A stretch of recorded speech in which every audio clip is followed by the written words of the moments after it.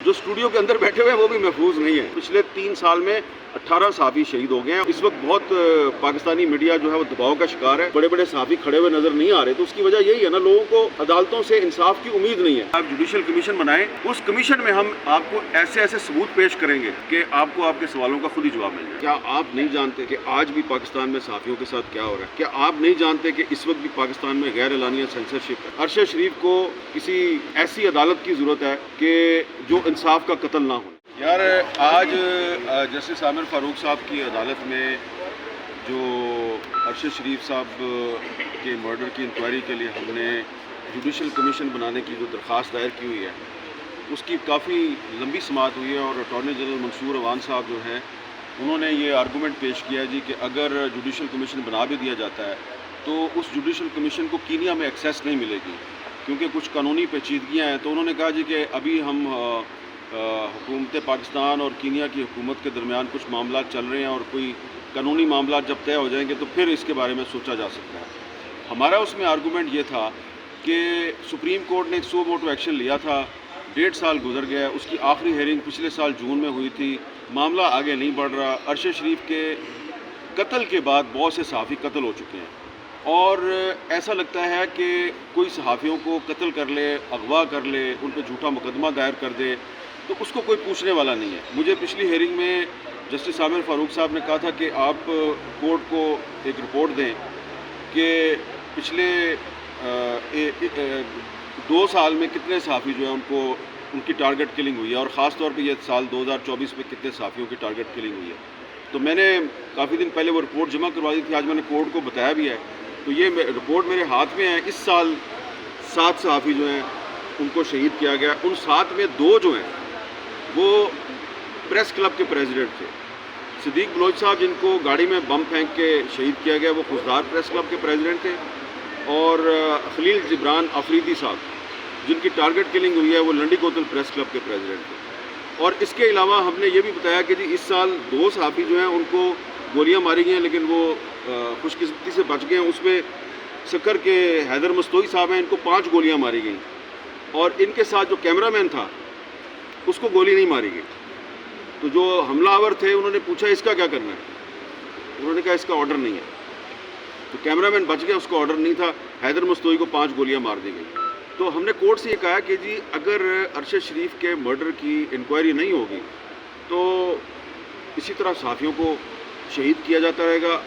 2021 سے آج 2024 تک 18 صحافی شہید ہو چکے ہیں۔ اب آپ یہ دیکھیں کہ یہ کوئی ایسے نہیں ہوا کہ کوئی بس کے نیچے آ گیا ہے یا سیڑھیوں سے گر کے شہید ہوا ہے، سب کو ٹارگٹ کلنگ کا نشانہ بنایا گیا۔ موٹر سائیکل سوار آتے ہیں، گولیاں مار کے چلے جاتے ہیں، سر میں گولیاں مارتے ہیں، سینے میں گولیاں مارتے ہیں۔ صرف صدیق بلوچ صاحب جو ہیں ان کو گاڑی میں بم پھینک کے شہید کیا گیا۔ تو کورٹ جو ہے وہ اس میں جو بھی فیصلہ دے اس کو بس یہی گزارش ہے، اس چیز کا خیال رکھے کہ کل جو جسٹس محسن اختر کیانی صاحب کی عدالت نے ایک فیصلہ دیا 36 صفحے کا، اس میں بھی اسلام آباد ہائی کورٹ کے آنریبل جج نے یہ لکھا ہے کہ ارشد شریف پر اتنی زیادہ مقدمات دائر کیے گئے، اتنی ہراسمنٹ ہوئی کہ اس کو پاکستان چھوڑنا پڑ گیا۔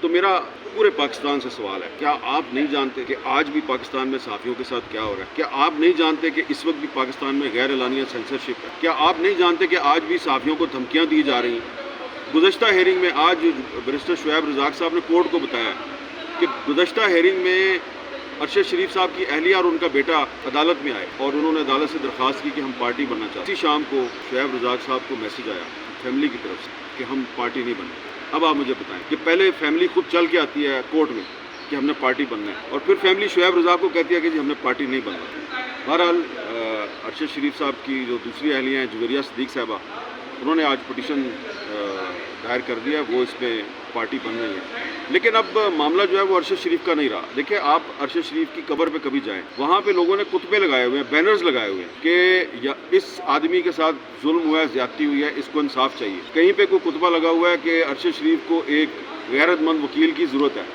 تو غیرت مند وکیل نے تو آج کورٹ میں اس کا مقدمہ پیش کیا ہے۔ مجھے لگتا ہے کہ ارشد شریف کو کسی ایسی عدالت کی ضرورت ہے کہ جو انصاف کا قتل نہ ہونے۔ اس وقت میں اس لیے تو کہہ رہا ہوں کہ آپ سب کو پتہ ہے کہ پاکستان میں میڈیا کے ساتھ کیا ہو رہا ہے۔ اب یہ جو میں نے کورٹ میں یہ آج لسٹ دی ہے، یہ وہ تمام صحافی ہیں جو دفتر میں نہیں بیٹھے ہوئے، یہ رپورٹر تھے سارے، اور ان کو موٹر سائیکل سواروں نے آ کے ان کی ٹارگٹ کلنگ کی ہے۔ تو یہ جو باہر نکلتا ہے اس کو باہر نکل کے ٹارگٹ کلنگ کا نشانہ بنا دیتے ہیں، جو اسٹوڈیو کے اندر بیٹھے ہوئے ہیں وہ بھی محفوظ نہیں ہیں، ان کو بھی کہیں نہ کہیں سے پریشر آتا رہتا ہے۔ تو اس لیے اگر اب ارشد شریف جیسا صحافی، بہت سے لوگ کہتے تھے جی یہ جو اینکر ہوتے ہیں جی اینکروں کو کیا خطرہ ہے جی، یہ تو اسٹوڈیو میں بیٹھے ہوتے ہیں۔ تو ارشد شریف صاحب بھی تو اینکر ہی تھے نا، میں بھی تو اینکر ہی تھا، میرے پہ بھی قاتلانہ حملہ ہوا، ارشد شریف پہ بھی قاتلانہ حملہ ہوا، میں بچ گیا، ارشد شریف صاحب شہید ہو گئے۔ تو اس لیے ہم یہ کوئی ہمارا ذاتی مسئلہ نہیں ہے، ہم کوئی اپنی ذاتی لڑائی نہیں لڑ رہے، ہماری کسی کے ساتھ ذاتی دشمنی نہیں ہے، یہ پاکستان کے میڈیا کی آزادی کی لڑائی ہے۔ اور یہ جو کورٹ میں نے آج رپورٹ جمع کروائی ہے، اس رپورٹ میں ہم نے بتایا ہے کہ پچھلے 3 سال میں 18 صحافی شہید ہو گئے ہیں، اور اگر ارشد شریف کو انصاف نہیں ملے گا تو پھر اگلے سال مزید 8-9 شہید ہو جائیں گے، اس کے بعد پھر 10-12 شہید ہو جائیں گے، ہو سکتا ہے اس میں دوبارہ آپ اور میں بھی شامل ہو جائے۔ تو اس لیے اس وقت بہت پاکستانی میڈیا جو ہے وہ دباؤ کا شکار ہے، غیر اعلانیہ جو ہے وہ ایک سینسرشپ ہے، جس کی مثال جو ہے وہ اب میں آپ کو دیتا ہوں، اور مجھے پتہ ہے کہ آپ کے ٹی وی چینل پہ یہ نہیں چلے گا، لیکن کیونکہ آپ یہ کہتے ہیں جی کہ وہ سارے صحافی یہاں پہ کیوں نہیں آئے، تو وہ اس لیے نہیں آتے کہ بھائی وہ مالکان تو نہیں ہے نا۔ آپ مجھے بتائیں کہ پاکستان کی کسی عدالت نے یا پیمرا نے آپ کو یہ حکم دیا ہے کہ آپ کے ٹی وی چینل کی اسکرین پہ عمران خان کی تصویر یا اس کا نام نہیں چلے گا؟ آپ نہیں نہ چلا سکتے، اس کی تصویر نہیں نہ چلا سکتے، آپ اس کا کلپ نہیں نہ چلا سکتے، کوئی آرڈر ہے پاکستان میں اس کا؟ کسی عدالت کا کوئی آرڈر نہیں ہے، پیمرا کو کوئی آرڈر نہیں ہے، اس کو کہتے ہیں غیر اعلانیہ سینسرشپ۔ اور اگر کوئی آپ کو یہاں پہ ہمارے ساتھ کوئی صحافیوں کی تنظیمیں یا بڑے بڑے صحافی کھڑے ہوئے نظر نہیں آ رہے، تو اس کی وجہ یہی ہے نا، لوگوں کو عدالتوں سے انصاف کی امید نہیں ہے، ہمیں ابھی تھوڑی سی امید باقی ہے، اسی امید میں ہم بار بار اس عدالت میں آ جاتے ہیں۔ اللہ کرے کہ ارشد شریف کو انصاف مل جائے اور صحافیوں کے قتل و غارت کا سلسلہ ختم ہو جائے۔ دیکھیں مالک صاحب جو ہے نا، انہوں نے جو ایک فیکٹ فائنڈنگ کمیٹی بنی تھی ارشد شریف کے مرڈر کی انکوائری کے لیے، اس میں بھی یہ بات کی تھی، انہوں نے کو پہلی دفعہ بات نہیں کی۔ انہوں نے اسلام آباد پریس کلب میں جو سیمینار ہوا تھا جب ابھی فیض صاحب گرفتار نہیں ہوئے تھے، انہوں نے اس میں بھی یہ بات کی تھی۔